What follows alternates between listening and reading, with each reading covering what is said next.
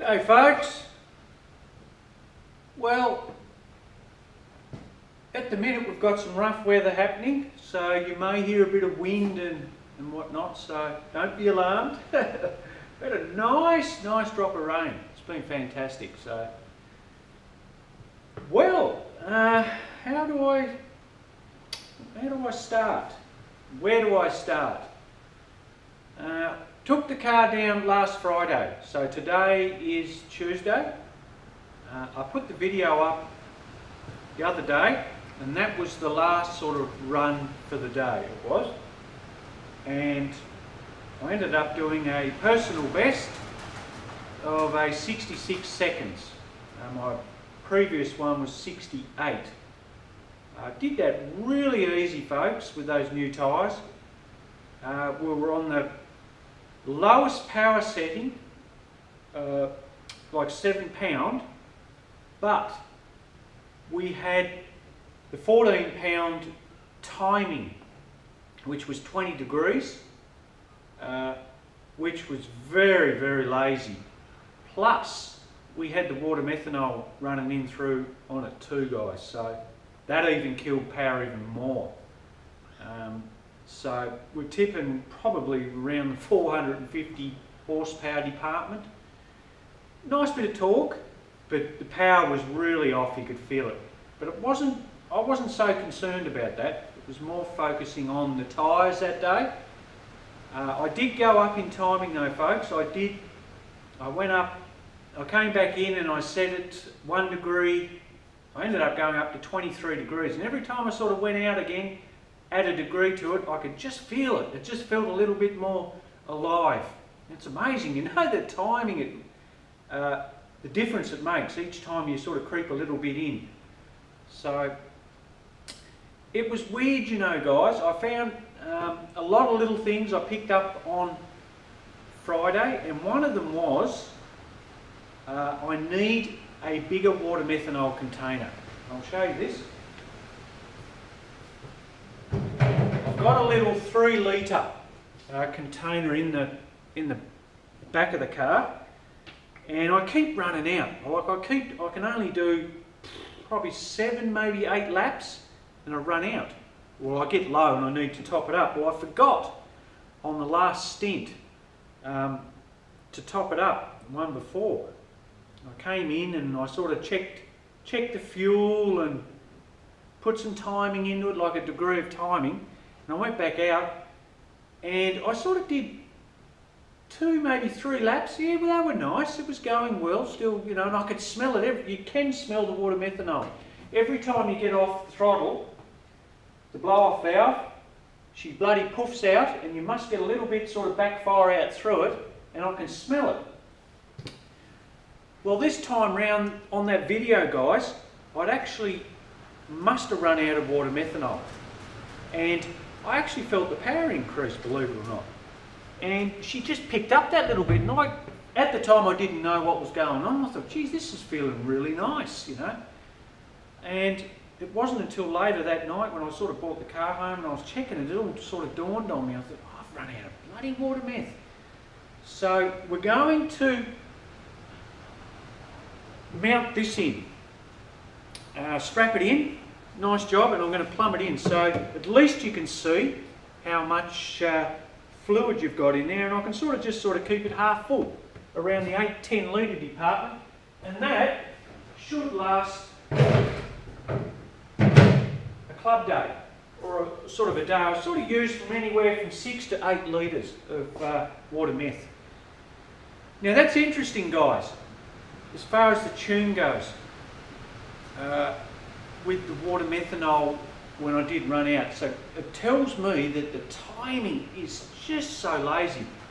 I'm really wanting to sort of find out or get close, not to the limit, but get a lot closer to where it should be as far as timing goes on 7 pounds of boost. For now, I'm going to leave it 7 pound, and I want to sort of sneak up on the timing.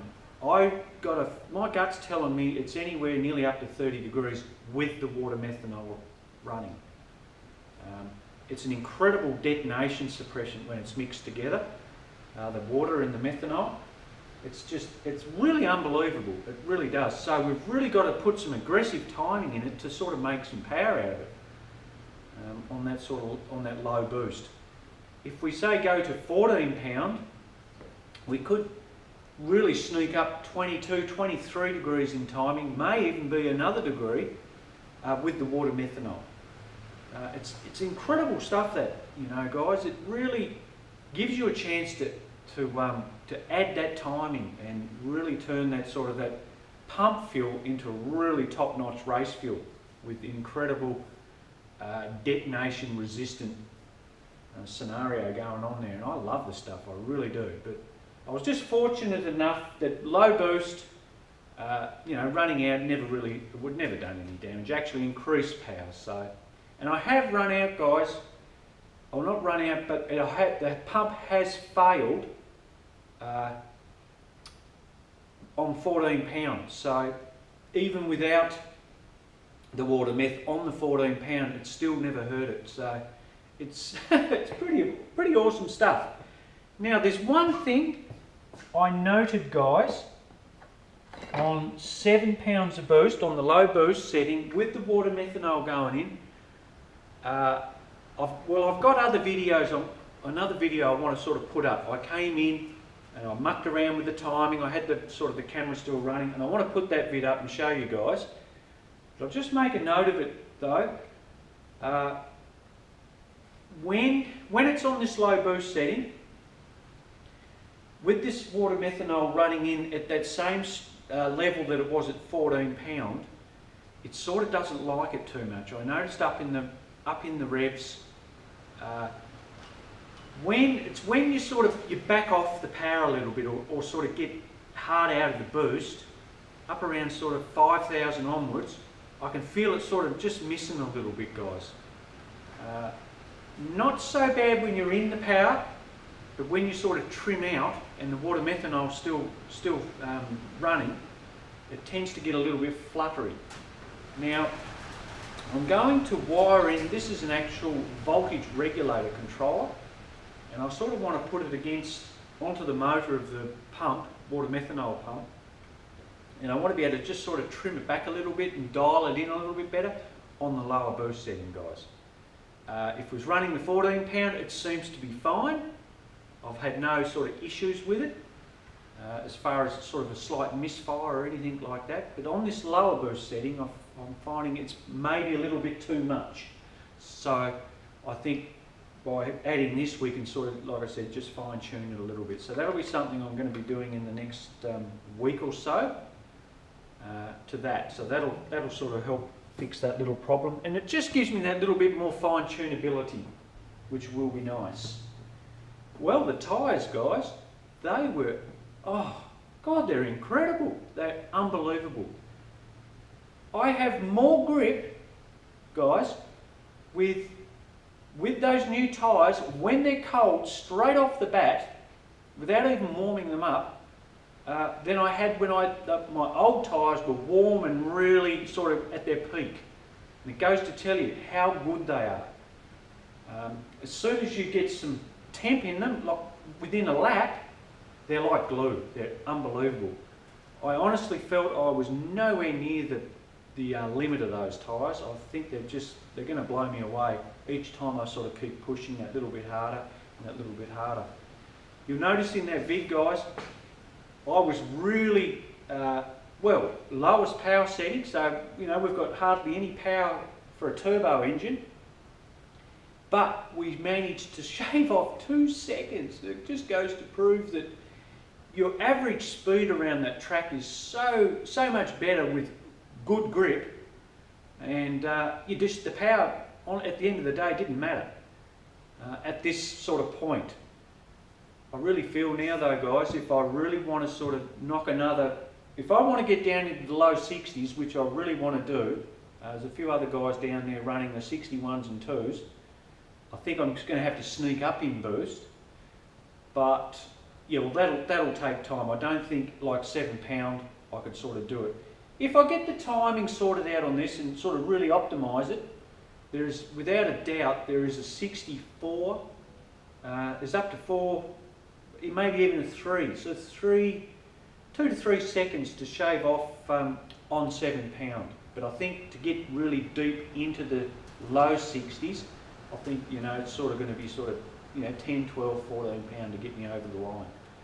But getting under that, my ultimate goal, guys, is to get under 60 seconds, get under a minute. And I feel I can do it. I'm feeling that I may need to try and, I don't know, whether, like I said, with that bobtail on the back, that may help. Plus I need to have taller gearing. I think at the minute, the gearing's just a little bit too low to really get sort of crack under a minute. I need probably around 3-4 diff ratio. I've got a 3.7 at the minute. That's sort of topping me out at around 200 k's an hour at sort of 6-ish thousand revs. And I really need to get up around 230 sort of plus to really have an impact and do that, sort of crack that under the minute. But that's down the track, guys. I mean, I've got that experience is it's going to take a bit of time. It may take another year to 2 years, maybe even 3, but that's my sort of ultimate goal, is to get down there. Like I said, it's just little baby steps along the way, and Friday I came away with such an accomplishment, you know, just to shave 2 seconds off like that, and felt really comfortable, guys. It was incredible. It was unbelievable. You'll know, guys, that the turbo guys, the ones that are watching, you know what I'm talking about. You'll notice in that video how I short shifted and I got just dug deep, you know, how 3,500 revs, slipped it straight into top, and the torque, just at that low boost, was phenomenal. It felt so good. Terrible timing, everything was against me, but it just seemed to take off. You just don't get that with an NA motor. You've got to really get that up sort of 6,000, 7,000, get it percolating. Whereas the turbos, they're on another league of their own, guys. So it takes a little bit of getting used to. I'm starting to really hone in on it. It took me actually a few years to actually try and capitalise on that, because I was actually in that normally aspirated state, having to just rev it out and then go into gear. Whereas you've really got to retrain your brain and get it in short, and then just hook onto it. You know, it's got the torque to pull these big gears, and they love it. All right, folks. Well, it's just a little, well, tell all, I suppose, on how I went on the weekend. It's fantastic. There's my tyres. They've just, oh God, they've held up well, guys. I'll show you now. We've got a Hankook logo on them there, and they're hardly, would be maybe 0.5 millimetre, if that, into the tread, and it hasn't even worried it. And I'm hoping, guys, that I get at least maybe 2 years worth of use out of it. I sort of average 6 meets, or sort of 6 outings a year down at the track, so where I take it out. So if I can get sort of a dozen runs out of these, that's money well spent in my book.